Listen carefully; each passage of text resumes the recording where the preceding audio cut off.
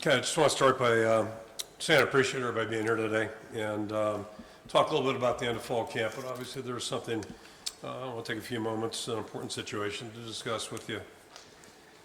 So earlier this year, I became aware of a potential NCAA recruiting violation in our program, and the issue involved a communication with the player and his family prior to them entering the portal, or the player entering the portal. We spent the past several months cooperating with the NCAA and, reviewed the matter, and based on those discussions, the communication has been determined to be a potential level 2 NCAA violation. So therefore, I've made the decision in conjunction with the athletic director to recommend a self-imposed 1-game suspension and also including a loss of 1 week off-campus recruiting. I will not be coaching in the season opening game next week against Illinois State, nor will Jon Budmayr, receiver coach Jon Budmayr, so we'll both serve that suspension. I shared this information with our staff and players this morning and the families of our players this afternoon. I think it's important that I be here today to visit with you. That was the plan, and also wanted the fans to hear this from me as well. And just want to preface comments by saying because this process is ongoing, there's very little I can give in terms of detail, and we'll do our best there, but not much we can say. But the bottom line is this, I tell our players, we abide by the rules, and in this specific case, I did not do that. I made a mistake during the recruiting process. I want to apologize to our players, coaching staff, university leadership, and our incredible fans. 26 years as a head coach. This is the first potential level 2 violation that I've had, and it won't happen again. It's my plan to coach the team during the week, and as of midnight next Friday, I'll be removed for 24 hours, won't be in the stadium with them. And, so that's the plan. Seth Wallace will be the acting head coach during the day next week, Saturday, and I'm confident he and the entire staff will do a great job on that. Again, there aren't many details that we can really share, unfortunately, until this matter is closed. But I did feel it was important to stand up in front of all of you and acknowledge when I had done something wrong. Basically you face the repercussions, and then we'll move forward with our season, and that's our plan at this point. So that being said, I just want to take this opportunity to ask Beth to say a few words. Thanks, Coach. And as he mentioned, this is an open NCAA matter, and so the requirements there that we really aren't permitted to share a lot of detail. As was noted, we collaboratively made the decision to self-impose this 1-game suspension as a result of this recruiting violation. While we're certainly disappointed to be in this position, I really appreciate the way that Coach has handled this process. As we all know, the integrity in which he's shown and operated this program over the past 26 years is well understood. And I personally have gotten to see his character as we've worked together over the past year or so. In this situation, as he noted, he used poor judgment. And while I require and ask all of our staff and coaches to ensure that they're operating in a way that we're doing things the right way, we all make mistakes, right? And a part of that is that we handle it in a way that is going to be appropriate for how we represent the University of Iowa. Good leaders take ownership. They are accountable, they learn from their mistake, and they move forward. I appreciate and am grateful that Kirk, in this scenario and in a difficult situation, is modeling that for all of us that oftentimes make mistakes as we lead our teams. I'm looking forward to what I know is going to be an exciting season. I have complete confidence in Coach Ferentz, complete confidence in his staff, and certainly in his student athletes. Looking forward to cheering the team on in the home opener and throughout the remainder of the season. Okay, at this time, if you have a question for Coach or Beth, raise your hand. A microphone will be brought over to you. Please identify yourself and direct your question to either Beth or we'll start with Scott Doctorman. Scott Document with The Athletic. This is actually for both Kirk and for Beth. My question is, how was the NCAA apprised of this matter? Was this something that you turned in? Was it something that they discovered? Or was there another school involved that actually turned you in? Yeah, again, and I apologize, there's little we can say, but in this case, we were notified of the violation by the NCAA. Thank you. Kirk, you used the term several months. Why did this come to a head, within the last 24 hours or whatever? Sure. I mean, there's a process that's involved, and from the time the NCAA contacted us, we've cooperated fully with them. There's a procedure, and it's not a fast-paced procedure. I'm not being judgmental. It just takes time. So as we move through it, again, I think we all shared information and talked and visited, and just seems like this is a smart approach to take based on the information we've learned and precedent's been set, those types of things.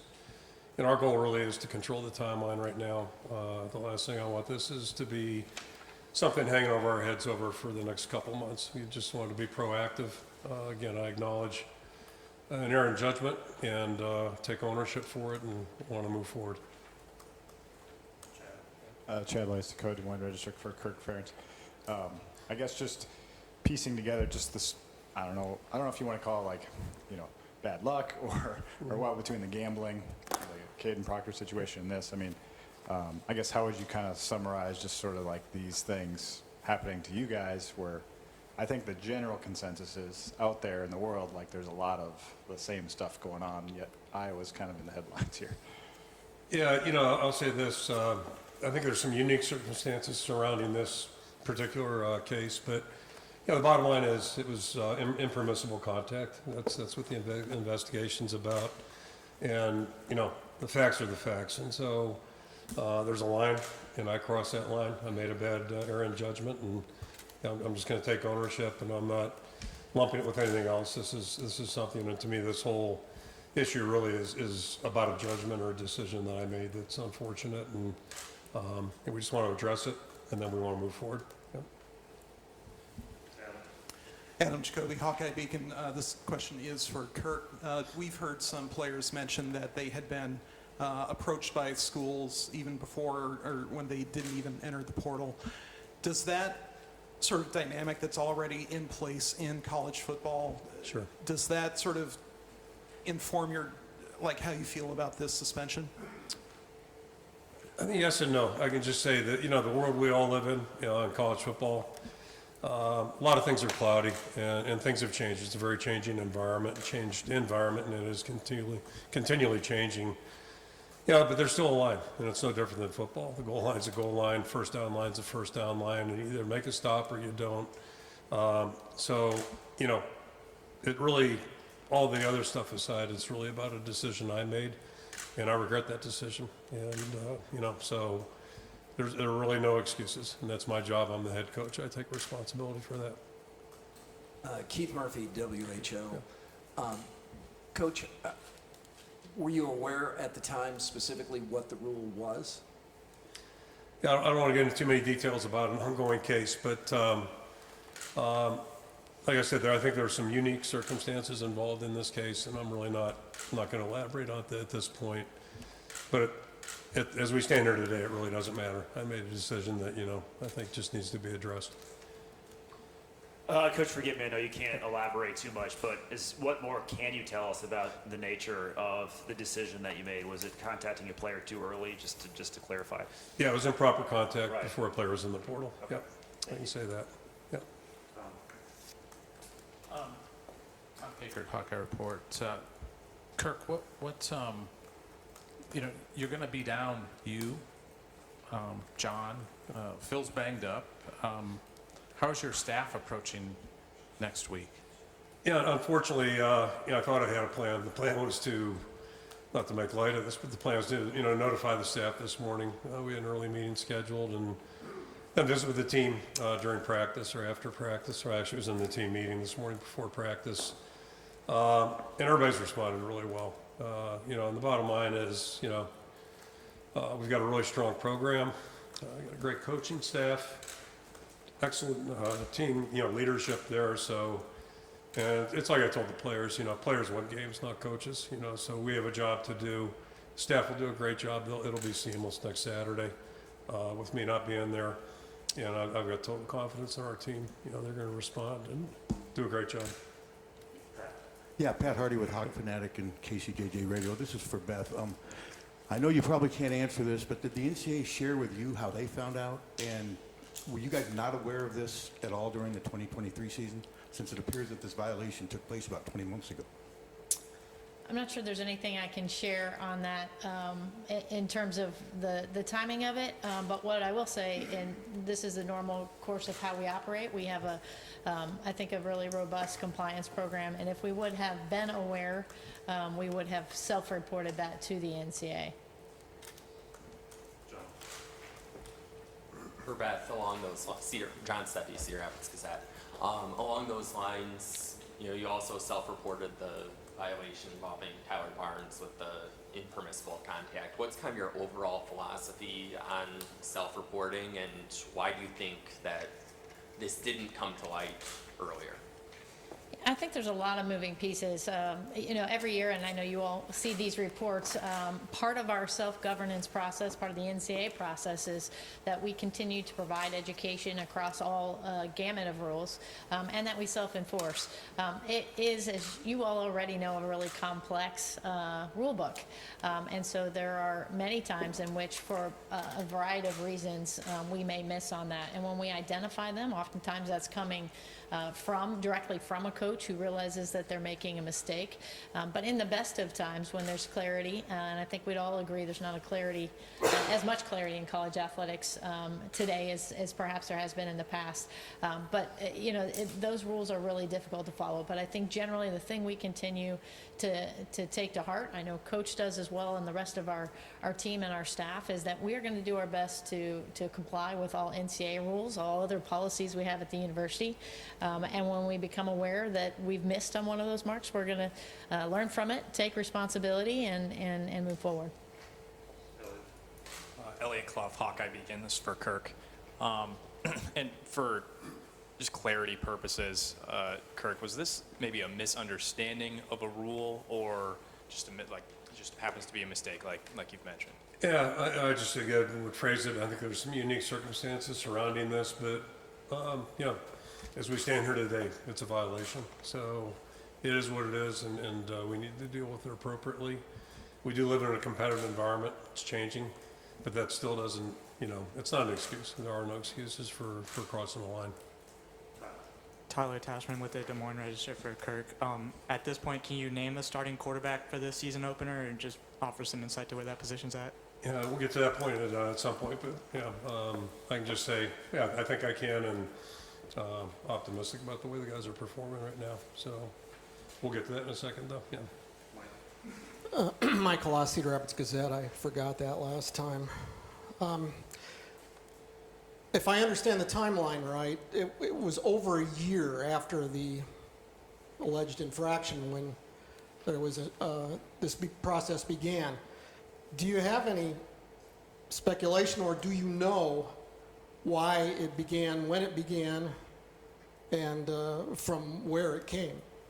Yeah, I would be speculating. All I know is, when the NCAA reached out to us regarding this, we've been cooperating fully with them since that time, and that's how we got here today at this point. And again, just for clarity, this is self-imposed on our part, not something that they've ruled on yet. Scott Docterman with The Athletic. I wanted to ask about the student athlete in question here. Is the athlete eligible? Was he granted immunity by the NCAA in order to come clean, or what's the situation involving the athlete?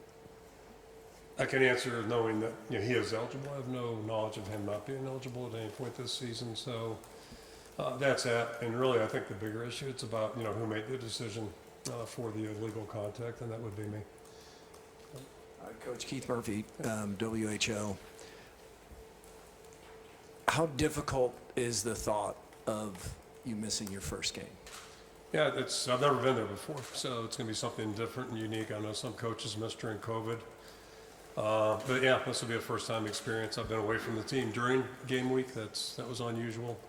But I guess if there's a lesson learned, you know, going back 20-some years ago, our team just did a great job. Staff did a great job. Players did a great job. So, you know, it's hard to be away. Games are important. I always talk to our guys about, you know, you get 12 opportunities guaranteed, period. And we spend a lot of time working to have those 12 opportunities. So I'm you know, this is a very significant thing. It's not about me, but every game's significant. So it's going to be strange. It's going to be uncomfortable.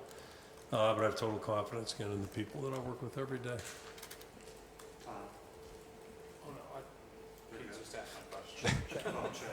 Well, yeah, Keith was had all our questions, but I'll jump in here, Kirk. Do you given any thought what you're going to do on game day? Like, you know, Yeah, you're going to watch with as Mary? you might imagine, I haven't really spent a lot of time thinking about it. mow the but, lawn, or- yeah. Without great thought, I'll probably be at home watching very quietly, and yeah, we'll see what that looks like. This question is for Scott Rice for KCCI. So the NCAA, can you explain the process from here on out? Could they increase the suspension or anything like that? I really can't comment on the specifics, other than we're going to continue to be collaborative and cooperative with that process. We have been to that point. We obviously communicated with them about the action steps we were taking today. And for this first game, and so we're just anxious to continue to work with them through conclusion and trust that we'll end in a good spot. Can you go over the timeline again as far as like month and year that the violation happened, and then also when it was brought to your attention? The improper contact outside of the transfer portal window, or the prospecting in the transfer portal, occurred in late 2022. And I don't know if I can speak specifically to when we would have been notified, but obviously been working with them, you know, for a period of months. Okay, that'll wrap up this portion of the press conference. Coach will come up and talk a little bit about wrapping up fall camp. Then we'll take questions about practice and their team moving forward. Come back to that. I'll start with Tyler's question, obviously. Yeah, I mean, as we stand here right now, Cade took snaps with the ones. We've been letting both guys get some work with the ones. And the good news, I think, is, and I'm happy to report this, you know, there's been ebb and flow throughout the entire camp. This is our 4th week. Probably predictable, although, you know, I wasn't sure what to expect totally, but I think I've commented about, you know, Cade's lack of playing time behind a full offense, you know, playing with 11 guys on the field. And then you think about Brendan coming in here, starting new in June, you know, so a lot to learn. And I guess, so there's been some back and forth, some ups and downs, those types of things. But both guys this week have just looked more comfortable, and they've done a lot of good things. And so, you know, today's Thursday, you know, Cade's done a really nice job. I think he's had a really good week, and I think Brendan's done the same thing. So coincidentally, ironically, however you want to look at it, I was looking at peeked at some tape from a year ago, summer, don't ask me why, last week, and it was right after Cade injured his quad in the preseason workout out there. And it was a pretty limited room at that point. So, I mean, the big takeaway is we're much healthier at that position in terms of game experience, depth, those types of things. And Marco's doing a good job too. So just like what I see with the quarterback room, how it's shaping up right now. And yeah, if we were playing tomorrow, Cade would be 1, Brendan would be 2, Marco would be 3. Start with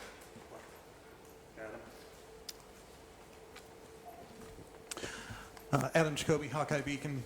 Kirk, has Le'Shawn Williams returned to practice, and how's the depth chart shaping up at running back at this point? Yeah, he has, which is good to see. And a lot of guys are starting to, you know, trickle back in the last 4 or 5 days. So, you know, a lot of the camp type injuries are seeming to clear up right now, and nothing significant new-wise.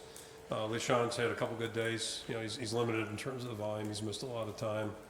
But he made a really nice blitz pickup coincidentally this morning, which allowed us to have a good completion on a play. And, you know, so he's been paying attention. He's been doing a good job. Hopefully he'll be good to go. And right now Kamari's the only guy out. He's got hopefully a minor injury with his lower leg, but I think you can expect him to be ready to go here on Monday, hopefully.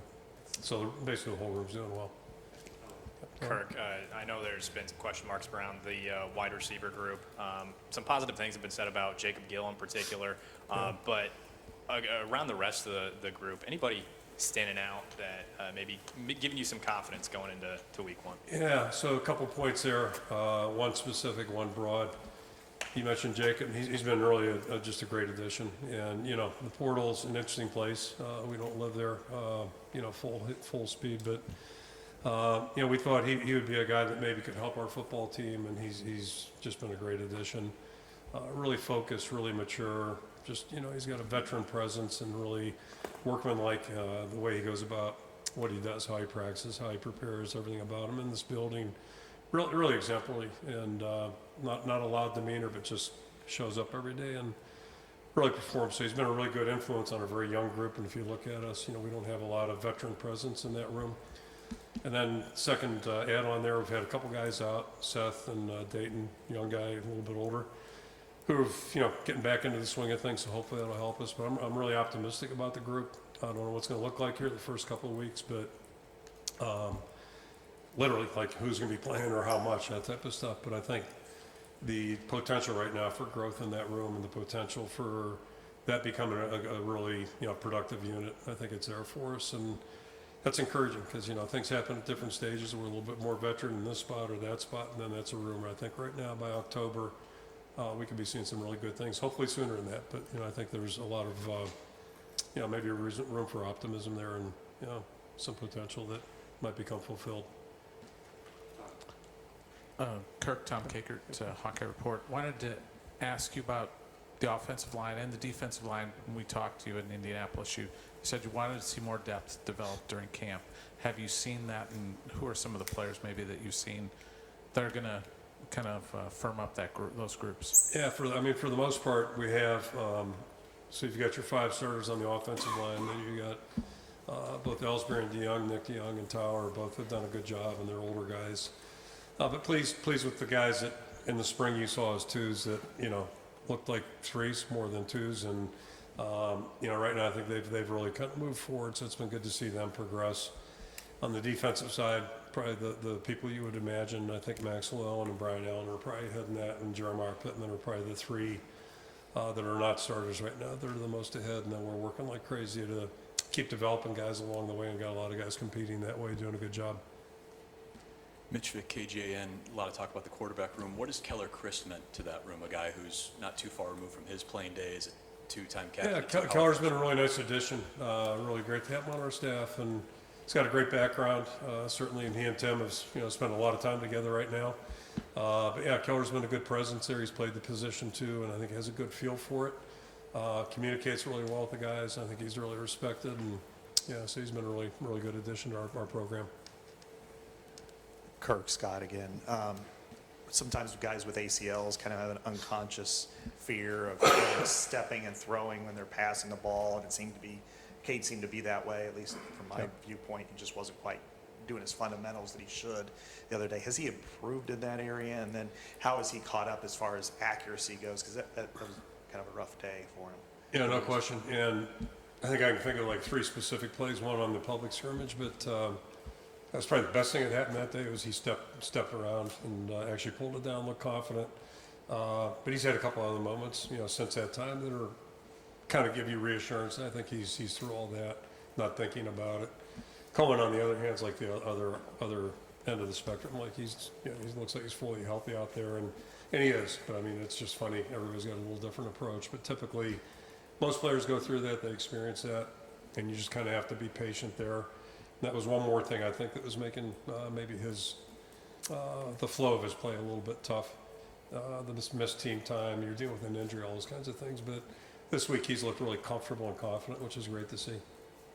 Kirk, I know you normally don't like doing this, but would you consider using both Cade and Brendan going in, knowing that going into a game? I mean, yeah, we'll consider anything. The game plan probably look a little different for either guy, but and you're right. The first statement is correct. We probably rather not do that. It all worked okay in '81, but anyway, so you just you know, our preference is to have a 1-2-3. We'll see how that shakes out, but you know, we're going to keep an open mind all season long about our entire football team. We're trying to put the guys out there that give us the best chance, but what I'm encouraged about is just I think we're seeing players look more comfortable, and that's a good thing. It's how it's supposed to go as you go through camp. Jon Budmayr, Cedar Rapids Gazette. Looking at cornerback opposite of Jamari, if you were playing tomorrow, would TJ be the starter? Kind of, where do you think stand? Phil said earlier. Yeah, Phil was being pretty cryptic. I did see that on Thursday, right? Or Tuesday, I guess. Okay, 2 days ago. So, yeah, I mean, that could be a jump ball. I mean, we've got a lot of positions right now that are kind of interesting. Good competition. That's healthy. That's good. So, yeah, it's going to be interesting to see how it goes. My guess is, in all these cases, I think we're going to see a lot of players play. And I think we'll learn a lot about our football team we have the last 3+ weeks. We'll learn a lot more about them in this next month. And, get the game competition. And, we hit the ground running. So, I mean, we've got to be ready to roll. But it's, the ultimate test is how's the guy react in front of fans and, playing against good competition. And that starts at about 8 days here. We'll finish up with 2 more questions, Chad and then Elliot. Okay, Chad Leistikow again. You've got to see the full fall camp of Tim Lester's Shanahan-style offense. Obviously a very complicated deal, but where did you see maybe the best signs of improvement or progress, I guess, in this absorption of the offense, and maybe where do you have the longest way to go? Again, I'm not trying to oversimplify or undersimplify, but it just, if we block well and our quarterbacks play well, we'll have a chance to move the ball and score points. No matter how we do it. But to your point, I think it's really valid. Nomenclature, and again, this is Brendan's challenge walking in here 2 months ago, trying to figure out all the verbiage, the motions, the movements, all that, and the quarterback's got a lot of responsibility there. It's a lot. There's just a lot going on. And every day's been really important for us, and I think that's one thing I'm encouraged about. Normally I'm not very optimistic. I guess I am, but I mean, not in front of you guys, but I stand here right now, I actually think things are starting to we're starting to click a little bit. We've pushed past we're in camp mode and seeing some cleaner execution. And, defensively, we got a lot of veteran presence there. Offensively, this is all new, and I think the guys are really, it's starting to click a little bit for them. And, we're going to have some ups and downs when we start playing competitively, but I think we're making progress, and the guys have been, nothing but willing and anxious to learn. Most importantly, they're demonstrating that it's starting to resonate a little bit with them. Hey, Kirk, Elliot Clough, Hawkeye Beacon. Talking about the quarterbacks, Cade and Brendan, and if you were to play tomorrow, Cade would start. What has Cade done to maybe separate himself as your starter? Well, I mean, he's had an unfair advantage over Brendan in this category. I mean, he's established himself as a respected leader on the team. He's been here a couple of years now, and, that starts there. And we've got a big group of those guys, and he's certainly in that. And he's doing a good job on the field, and both of them are. I mean, I just want to be fair. And but in my way of looking at it, he's a game experienced player in this conference. He's played in tough venues and done well, been very, very successful. But I think it's been a long haul back, and basically he hasn't been healthy for 2 years. So it's just good to see him. The last couple of days he looked more relaxed. He wasn't pressing, trying to force things like that. And I'm no expert on quarterback play, but I know you can't do that stuff. And it's the first time I've seen him, stand there on the field with him where he looked like he was more comfortable and just, maybe a little bit more, feeling better about his whole world, if you will. And it's easy to talk about it, but that's a hard position to play. That's one thing I do know. I'm a dumb line coach, but it's just the hardest position out there. Every snap, people's fates are, he's touching the ball every snap. So it's got a lot going on, and both guys are really doing a good job, as is Marco. Marco is totally invested, really doing a good job as well. Okay, thanks, Coach. Okay, Thanks, thank you. everybody. Thanks, sir. Thank you, guys.